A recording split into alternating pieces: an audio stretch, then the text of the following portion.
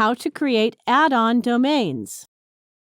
Add-on domains allow you to control multiple domains from a single account. It links a new domain name to a directory in your account and then stores its files in that directory.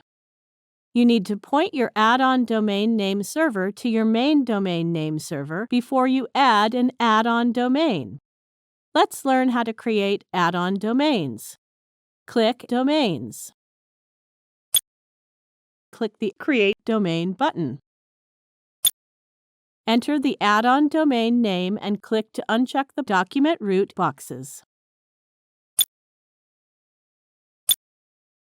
cPanel automatically populates the subdomain and document root input boxes.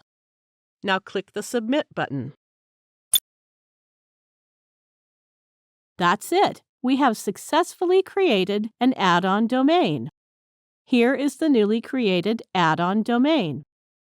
Thank you for watching.